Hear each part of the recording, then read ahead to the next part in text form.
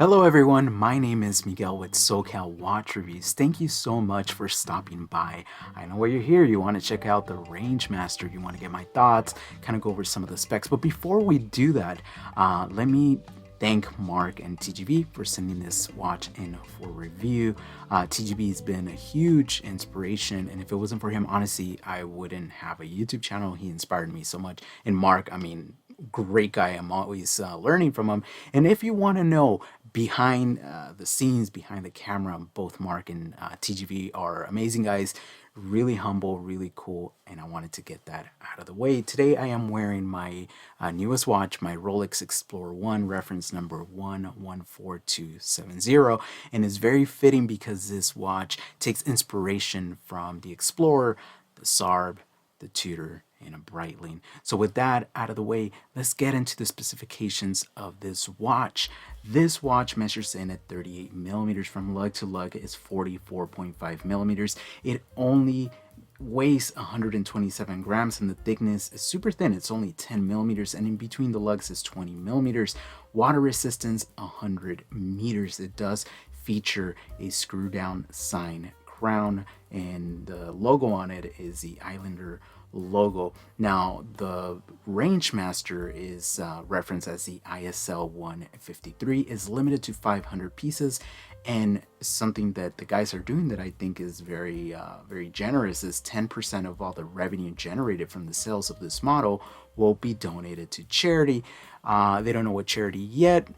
They perhaps said Wounded Warriors, but they don't know. I think TGB will kind of make it public once he knows. The watch, in general, when I got it, when I took it out of the box, I was super surprised. It's a nice looking watch.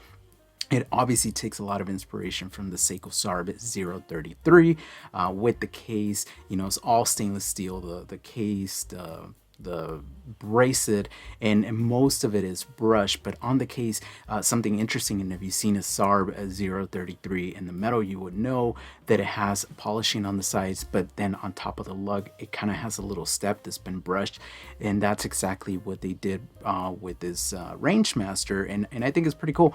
I do like that the bezel on this guy is fully brushed and not polished, because when it is polished, just like the Sarb, it gets super scratched up, just like this one as well. The Explorer gets really scratched up. And of course the dial is very reminiscent, of course, of the Rangers, of the Explorer. We do find the 3, the 6, and the 9. There's trapezoids for indices. Those shapes are beautiful, and of course the hands are those of the Tudor Ranger. They play homage to that. Now, something interesting to note about the dial, there's a lack of hash marks just to the left and right of the 12. That gap is actually useful to help with synchronizing and hacking the watch. So basically, this gap represents the time required for you to process the command to synchronize and pull the crown right around the half a second. Also, at the 12 o'clock, we find the Islander logo, and at the 6 o'clock, of course, the Urban Gentry, a lion that we all know and love, and self-winding. Now, something interesting that when I first saw this and I saw that self-winding, it reminded me of kind of like the Tudor Black Bay Happy Face, right?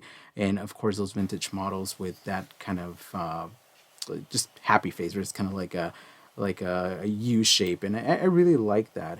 And of course, around the Rehot, we find military numbers, so 13, 14, 15, and so on. And at the 12 o'clock, we do find a little red hashtag that also blends in very well with that seconds hand, with the tip of the seconds hand. And yeah, the whole dial is honestly very legible, very clean. I put it under macro, and just like with all the Islander watches that I reviewed, I didn't find any smudges, any dust, anything underneath that may reflect that it was poorly put together, because obviously his watches give you great value for money. As far as the lume used right here is BGW9, and it glows very nice. It's applied on the indices, on the 936, on the hands, and the tip of the seconds hand. Of course, this lume, they didn't cheapen out. They put plenty of it. It glows very bright. It does last a while, and I like that, right? So overall, the dial is very simplistic, very reminiscent of the watches that we love. It just kind of evokes that I don't know, just Rolex vibes with Tudor vibes with SAR vibes. It's just a combination of everything that TGV kind of loves and I love, right? So I think they executed this case and this dial and just the overall watch very well. I do like it very much. Now, let's get into what's protecting the dial. It's an AR sapphire crystal. Of course, these guys give you a lot for your money. When we turn the watch over, we do find the logo for both TGV, the Urban Gentry, and also for the Islander watch. And not only that, but in Boss, you get the limited edition number. And of course, like I said previously, this is limited to 500 pieces. By the time you're watching this, I'm not sure if the watches are still going to be available. When I spoke to TGV this morning, he said they might be sold out. So if you're watching this and they're sold out, I am very sorry, but this is a great watch. Now, let me get into the movement. So this is a no date Miyota 9039 movement. It beats at 28,000 beats per hour, which of course gives you that seconds hand that's very smooth. It's 8 ticks per second. Power reserves about 40 hours. It hacks. It could be hand wound. And honestly, when talking value for money, this watch clocks in at under $400. And I mean, most of the micro brands out there are now using Miyota movements, the 9000 series, but for the most part, for a long time, man, they were doing NH movements and they were charging upwards of $500-600. In fact, there is some companies still doing that, and I think the Miyota movement, the 9000 series, per my conversation with Mark in the podcast that I run with my friend P. Ross, he told us, he's like, it's very kind of competitive, or it's very in par with an ETA movement. And honestly, that's why a lot of micro brands utilize that movement, because they're very competent, it's serviceable, it's an amazing movement. I've never personally had an issue with them, with the Miyota movement, so I really do like it. Let's get into the bracelet. So the bracelet, of course, constructed of stainless steel. It's brushed entirely, except for the sides. They do have a little bit of polish. It tapers from 20 millimeters all the way to 16 millimeters at the clasp. It is sized with screws, and it features solid links and solid end links. Now, the clasp is a 3-position mill scissor clasp, and the Urban Gentry logo is etched into the clasp. Now, operating the bracelet, very simple.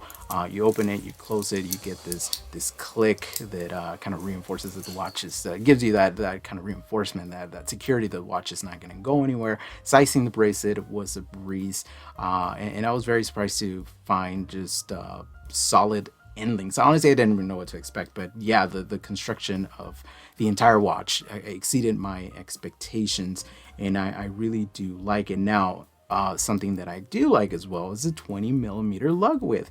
That means that you could pair with a number of different straps, and this being kind of like an everyday watch, a gata watch, if you will, go anywhere, do anything type of watch. It could go on leather, it could go on a self cloth strap, it could go, of course, on a plethora of different NATO straps, like you see right here. This is from my friends over at Mushi, small brand. I'm trying to support them, so very fitting. I mean, with the kind of field watch vibe and this military green, I think it looks very cool. Overall, I am very impressed with this watch, but honestly, this is a huge honor for me, guys, Mark, TGV, and everybody watching, all the new subscribers. Thank you so much for the support. I really like this watch, and yeah, I can't wait to see what else these guys have in store for us. And one thing that I kind of forgot to mention, the reason why they even came out with this watch is because they've been collaborating for about 2 years. I think now they've been doing this kind of podcast style video on TGV's channel, where they talk about anything and everything watch related, and the good vibes and great chemistry between those guys, and of course a ton of knowledge, right? So whenever I watch that, I learned something new every single time. But let me know your thoughts on this watch. Let me know if you were lucky enough to get one, and I really hope you enjoyed this video. I got plenty more in the works, like this Rolex. I need to review it, so I need to get to it. But yeah, thank you for joining me. Take care and stay humble, my friends.